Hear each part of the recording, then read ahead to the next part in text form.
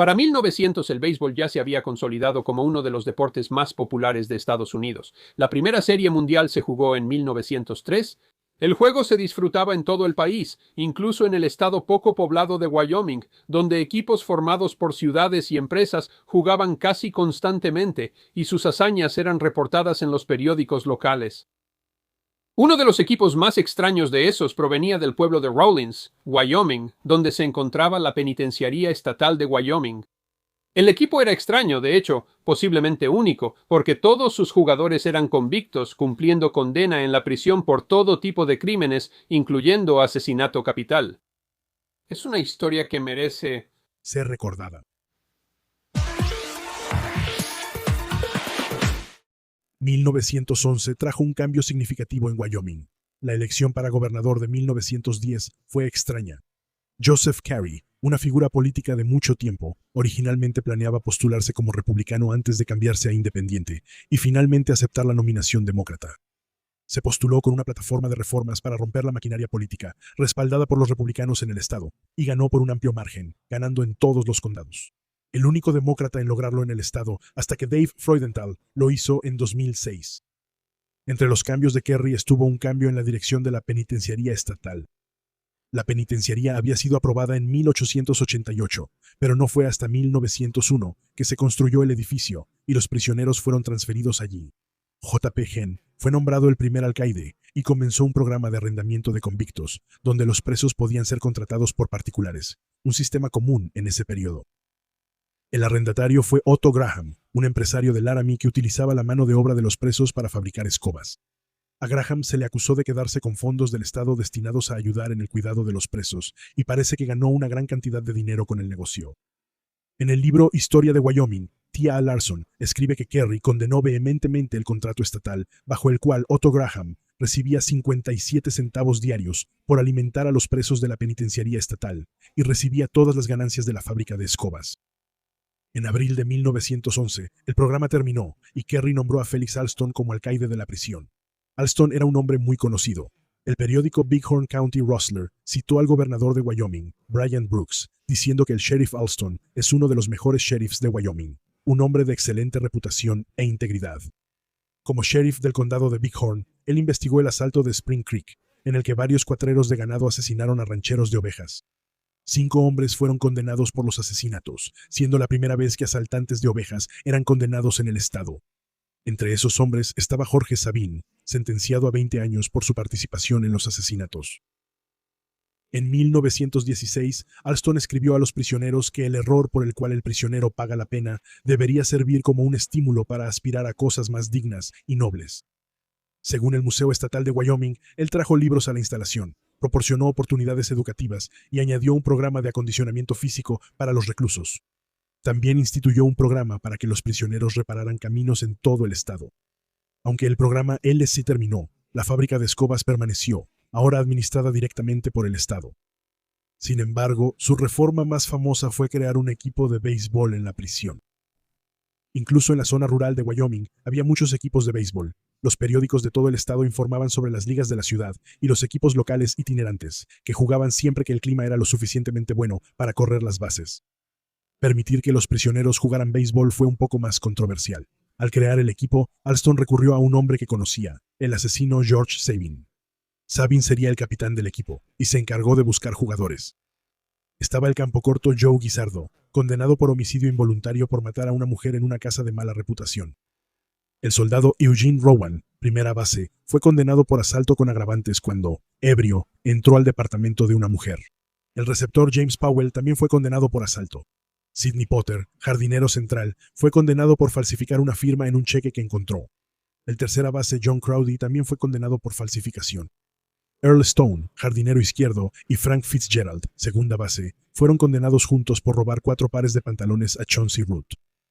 El lanzador Thomas Cameron había sido condenado por violación, y el segundo lanzador H.A. Pettergraff fue condenado por robar una gran cantidad de whisky de un vagón de tren. Junto con Sabin, otro jugador fue condenado por asesinato, Joseph Sang. Sang jugó en varias posiciones diferentes, incluyendo jardinero derecho, receptor y campo corto. Sang fue un caso especial, ya que fue el único miembro del equipo condenado a muerte. Nacido en 1880 o 1882 en Allentown, Pensilvania, Zeng viajó un poco antes de llegar a Wyoming, donde trabajó para Union Pacific como vigilante. Su jefe era el oficial especial de ferrocarril y detective itinerante William Lloyd. Según la prensa de Wyoming, Zeng había sido despedido por Lloyd unos días antes del 4 de agosto de 1910. Lloyd había estado en Ogden, Utah, pero regresó a Evanston, Wyoming, a tiempo para ir a un carnaval callejero con su esposa. Después de salir de su coche privado, Zeng abordó a la pareja. Los testigos, según los republicanos de Laramie, dijeron que el trío conversaba en tonos exaltados mientras caminaban por un parque ferroviario, cuando Zeng se hizo a un lado y le disparó a Lloyd en la parte trasera de la cabeza. Su esposa alta cayó junto a su marido, intentó cubrirlo, pero Zeng la empujó a un lado y disparó 2 veces más.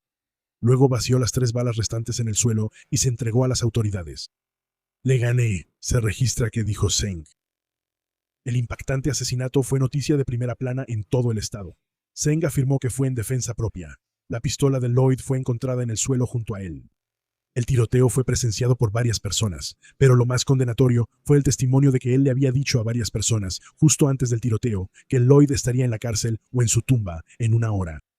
El Wyoming Times informó que sus abogados presentaron una defensa débil, por la sencilla razón de que no tenían ninguna defensa que presentar. Peor aún, comúnmente se comenta que Zeng podría haber salido con un cargo de homicidio en segundo grado si no hubiera testificado en su propia defensa. Zeng contradijo a los testigos presenciales, dijo que los doctores estaban equivocados en su testimonio y proclamó que todos los testigos, excepto él mismo, prácticamente estaban mintiendo. Esa no era una distinción trivial. El asesinato en primer grado tenía solo un castigo posible según la ley de Wyoming: muerte. Más tarde, Zeng ofrecería una versión diferente, afirmando que le disparó a Lloyd mientras estaban frente a frente y que las peleas entre ellos no eran porque lo despidieron, ya que él aseguraba haber renunciado, sino por una mujer, y que la última pelea fue porque Lloyd reportó a unos trabajadores del ferrocarril por entrar a una taberna. Afirmó que Lloyd sacó su arma primero. El jurado no aceptó la afirmación de Zeng de defensa propia. Fue declarado culpable en abril de 1911 y su ejecución fue programada para el 22 de agosto. Mientras llevaban a Zeng al penitenciario, sus abogados apelaron, y el 18 de julio el periódico Laramie Republican informó que se le concedió una suspensión de la ejecución, en espera de una apelación ante la Corte Suprema mediante un recurso de error. A pesar de la brutalidad del crimen de Zeng, fue descrito como un prisionero ejemplar. Se le permitió actuar como enfermero del médico de la prisión, y fue fundamental para salvar varias vidas cuando los prisioneros sufrieron intoxicación alimentaria por chucrut, que se dejó demasiado tiempo en una olla. Aparentemente, Zeng también era un talentoso jugador de béisbol. Según las memorias de un escritor anónimo de su tiempo en prisión, Zeng recibió un trato especial. Siempre se paraba junto al escritorio del guardia cuando los otros prisioneros estaban en la mesa del comedor. Se paraba ahí con el pecho hacia afuera y recargado contra la barandilla, como si fuera el comandante en jefe del ejército, inspeccionando a las tropas. Después de que la penitenciaría formó el equipo, se pusieron a buscar otro equipo para jugar. Había muchas opciones. Muchos equipos de todo el estado viajaban por todas partes para jugar béisbol. Sin embargo, el equipo que encontró Alston era un equipo de negocios local, los Juniors de la Compañía de Suministros de Wyoming. La razón más probable es que la compañía de suministros, dirigida por D.C. Kineman, ya estaba asociada con trabajos de construcción en la prisión. Según el Carbon County Journal, los Juniors de la compañía de suministros eran considerados uno de los mejores equipos amateurs del estado, lo que los convertía en un oponente formidable para los nuevos All-Stars. Así se llamaba al equipo de la penitenciaría, aunque en los reportes de los periódicos la mayoría de las veces los llamaban los reclusos. Jugaron su primer partido el 16 de julio de 1911. El periódico lo describió así: hasta la cuarta entrada, ninguno de los dos equipos pudo anotar, pero luego los prisioneros consiguieron 3 carreras en la cuarta. En la siguiente entrada, consiguieron 4 carreras más, mientras que los juveniles seguían sin anotar. En la octava, los juveniles consiguieron su única carrera, y los prisioneros ganaron 11-1. El juego fue bien presenciado, con otros prisioneros animándolos y al menos una pequeña multitud de civiles. Una mujer que miraba desde una torre de vigilancia fue golpeada en la cara por una bola de foul. Zeng fue mencionado específicamente. El general informó que jugó un partido elegante de principio a fin. El juego fue tan inusual que la historia incluso fue difundida a nivel nacional. El Washington Post publicó un artículo titulado Slayer anota jonrones el 24 de julio, llamando al equipo los Alstons, e informando que Zeng hizo 2 jonrones sobre el muro de la penitenciaría. El juego transcurrió sin problemas. Los prisioneros prepararon un gran barril lleno de limonada, y lo pasaron entre todos, y pusieron mantas sobre un perchero para hacer un lugar fresco y sombreado para los juniors. De hecho, hicieron todo para que nuestra visita fuera lo más agradable posible, y nadie se dio cuenta al final del juego de que estaban encerrados y jugando béisbol en el corralón de una penitenciaría. El 4 de agosto, el general informó que el alcaide, para cumplir con una demanda general de ver jugar a su rápido equipo de convictos, planeaba sacar al equipo de la prisión para jugar en el recinto ferial. Aconsejó precaución a los posibles espectadores, pero agregó que podría ser la única oportunidad de ver jugar al equipo. Otro partido también estaba programado para jugarse en la prisión. Estén atentos a la fecha, dijo el diario. Se les asegurará uno de los mejores y más extraños partidos de la temporada. El siguiente partido se jugó el domingo 13 de agosto. Los juveniles atribuyeron su primera derrota a los nervios y le dijeron al diario que pensaban que ganarían en una revancha. El lanzador de los juveniles, Rich Mager, se había lesionado el brazo en otro partido, pero el Rawlins Republican pensó que, considerando eso, lanzó un buen partido. Los juveniles batearon primero y no lograron conectar ningún hit, pero los convictos tampoco lograron anotar. Ambos equipos anotaron una carrera en la segunda entrada. Sin embargo, a medida que avanzaban las entradas, los convictos empezaron a tomar la delantera. El marcador era de 64 para los prisioneros en la sexta entrada. En la séptima entrada, informó el general, el brazo de Mager parecía desmoronarse y los prisioneros anotaron otras 5 carreras antes del final del juego, ganando 114. El republicano escribió que el lanzador del penitenciario, Thomas Cameron, estaba ahí y también en la clase de lanzadores. El diario dijo que los juveniles fueron superados. Mientras el béisbol iba bien, administrar la prisión resultaba un desafío. A principios de agosto, 2 prisioneros que estaban en un partido fuera de la prisión abandonaron el trabajo. Fueron recapturados unos días después. El 15 de agosto, el guardia W.F. Carrick fue asesinado en los terrenos de la prisión. Le dispararon en la cabeza. El diario informó que las pruebas sugerían que el asesino había estado entrando a la prisión, armado con una cegueta que evidentemente planeaba esconder para alguien dentro. El asesino nunca fue identificado. El último partido se jugó en Overland Park ante una buena cantidad de público, el 27 de agosto. A diferencia de los otros 2 partidos, los periódicos no parecieron cubrir este juego en detalle. No se mencionan estadísticas jugada por jugada. Se señaló que los juveniles no jugaron a su nivel habitual, y los prisioneros ganaron 15-10. Hay algunos jugadores de calidad entre los prisioneros, y todos entienden el juego, informó el Rawlins Republican.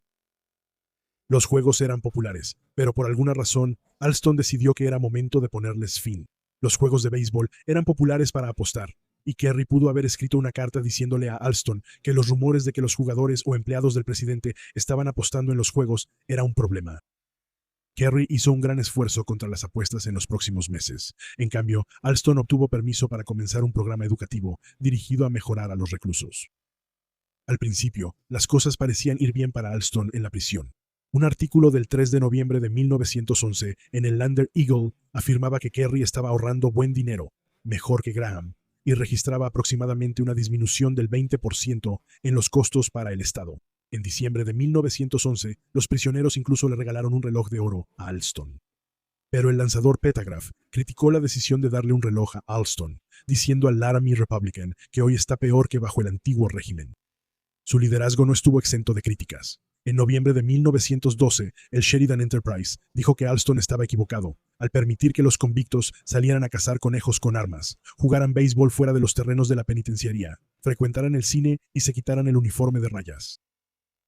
Sin el béisbol, Zeng solo tendría que esperar para saber si su apelación lo libraría de la pena de muerte.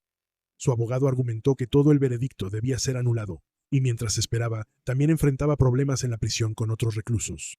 En un momento, otro prisionero intentó dejar caer una caja pesada desde una pasarela sobre la cabeza de Zeng. Zeng se volteó en el último segundo.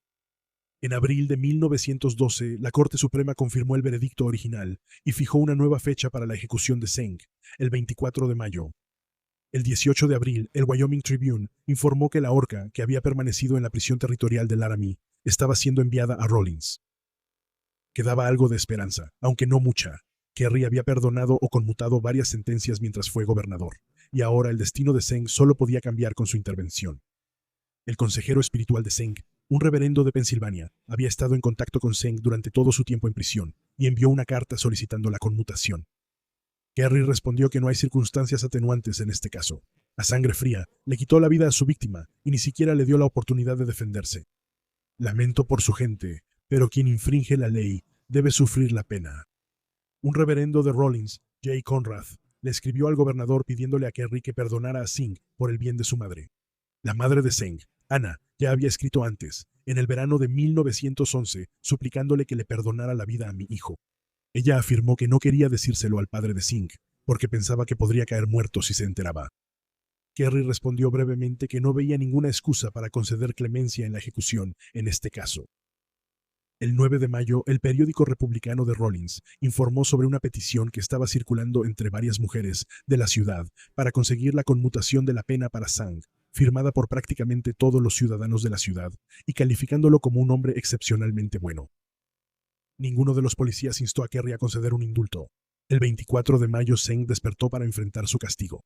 Pasó la noche anterior con otro reverendo. Estuvo tranquilo y sereno y mantuvo su valentía hasta el final. El periódico Rawlins Republican informó que tal vez no vivió como debería hacerlo un hombre cristiano, pero que al menos era un hombre valiente. A las 2:45 am subió a la trampilla de la horca. La horca, originalmente diseñada para un joven condenado en la década de 1890, había sido utilizada por última vez para ahorcar al notorio asesino Tom Horn y estaba diseñada de tal manera que no había verdugo, excepto el propio condenado. Cuando subieron a la trampilla, un balde de agua se desequilibró y comenzó a derramarse. Una vez que llegaba a cierto punto, lo cual tomaba unos 30 segundos, el peso caía y Singh caía también. Pasaron casi 10 minutos antes de que lo declararan muerto. Singh ofreció como últimas palabras solo su agradecimiento por la amabilidad que le mostraron. «Deseo agradecer a toda la gente de Rawlins que se ha interesado tanto por mi bienestar», dijo en un comunicado. Todavía afirmaba que no fue tratado justamente, pero agradeció a Alston y a los guardias que en todo momento me trataron de manera justa. Su cuerpo fue trasladado a Pensilvania, donde ahora descansa. La mayoría de los otros jugadores cumplirían sus sentencias y se irían. Joseph Gazzardo fue indultado por su ayuda al apagar un incendio en la fábrica de escobas en 1912. Pero George Sabin, el asesino de Spring Creek, desapareció mientras trabajaba en una cuadrilla de caminos de la prisión en 1913 y nunca fue recapturado. La historia de Joseph Singh ha atraído cierta atención a lo largo de los años, tanto por la historia de su vida y el asesinato que cometió, como por el papel que desempeñó en el equipo de béisbol de la prisión.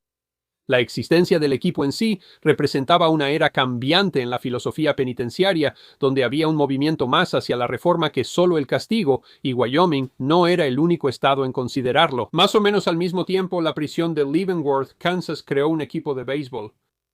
Realmente habla del poder unificador del deporte que, aunque sea por un breve momento, incluso los asesinos pudieran disfrutar de un día en el juego. Espero que hayas disfrutado viendo este episodio de El Chico de la Historia. La historia merece ser recordada. Si fue así, no dudes en darle like, suscribirte y compartir El Chico de la Historia. La historia merece ser recordada con tus amigos. Y si también crees que la historia merece ser recordada, entonces puedes apoyar a El Chico de la Historia. La historia merece ser recordada como miembro en YouTube, como patrocinador en nuestra comunidad en Locals o como patrocinador en Patreon. También puedes visitar nuestra increíble tienda de productos o reservar un mensaje especial de El Chico de la Historia. La historia merece ser recordada en Cameo.